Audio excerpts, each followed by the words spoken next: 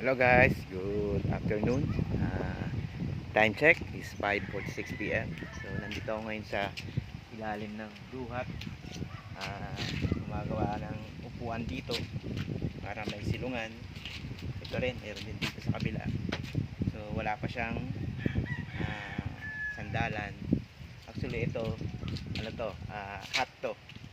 Ang tawag dito sa hat neto, Easter hat, hindi, Rochelle hat sa Bible name na book. So maglalagay pa ng ano dyan, ng shade. So ito yung ginagawa ko pa ng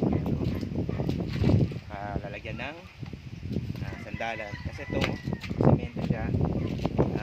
Lalagyan to ng, pwede rin lagyan ng tent kung sakaling matutulog sila rito. So banda ron, pakita ko yung ako sa sunod. Yan, natin kung sunod siya. Yan, tingnan ko makikita. Yan, yung nakita nyo yung letter A na yan, yan na yung hat na tawag dyan, Easter hat. Si Esther hat pala yan. So yan siya. Tapos banda ron, nagawa pa pang isang hat doon. Ko alam kung anong hat yun, pero babae din yung name niya eh.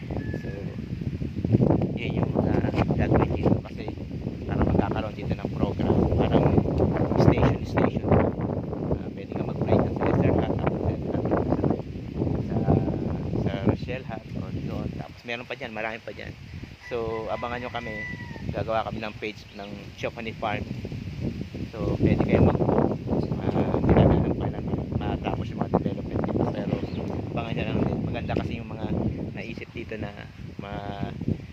gagawing prayer. Kasi itong Chopani Farm talagang prayer, ano talaga to, farm na pwede mag-retreat yung mga tao, mag-pray, may mga activities na gagawin sa kada station or hut or iba pang mga gagawin para lalong lumalim ang ating pagkakilala kay Lord. Siyempre, papatibay din yung pagiging pamumuhay ng Kristyano. So, ito yung ginagawa ko ngayong upuan. So, naman ko lang din dito sa Tarlac na may tatlong klase akong nalaman na kawayan. So akala ko kawayan lang. So yung isang kawayan, ito ang tawag talaga yung kawayan. Kasi ito nasa yung pinapakapan niya dito sa gitna, ang tawag ay bayog. So ito, yan.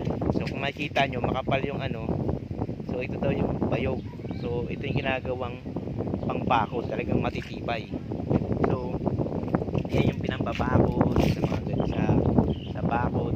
Tapos yung iba naman talaga pinang ano rin, pinang poposte, pinang tawag dyan, pambaba tawag dyan, anong tawag dyan. Tapos yung isa naman, ang tawag naman buho. Yung buho, ang papakita yung buho, usually ginagamit sa mga bakod, tsaka sa bubong. Dito tayo, tingnan natin kung aabot yung ano, yung pinakita ko sa inyo na Esther hat. Yan, yung bubong niyan, buho. Tapos ito, tingnan ko rin dito kung iikot pa yan. Yan, yan yung bakod na yan, yan yung buho din yan. So ito yung paligod Chopani Farm. Meron pa sa kabila.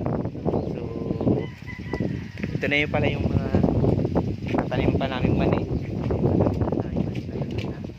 So yan, yung tubig na yan, yan yung taniman na namin. Saka yung makikita dito kabila.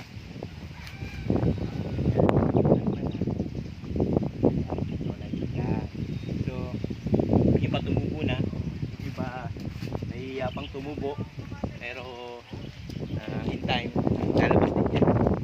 Mainit din dito. Ngayon mahangin kasi anong oras na eh. Tulad yan sa Metro Manila, mainit din siguro mga 30 something din, pero hindi naman maabot ng po.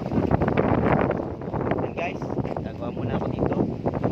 Dito ko na para bukas ay ano na lang, sandalan na lang. Guys, salamat guys, abangan nyo ulit kami. Ako pala ako lang mag-isa dito. Abangan nyo ako sa susunod na pag-video ko sa video Manit Farm. Hopefully makarating kayo dito. Lahat ng mga pupunta pala dito ay natutuwa. Nag-press sila kasi naka-refresh sila sa pagpunta nila dito.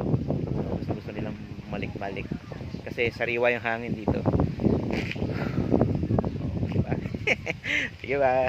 Okay guys, salamat, bye bye, God bless.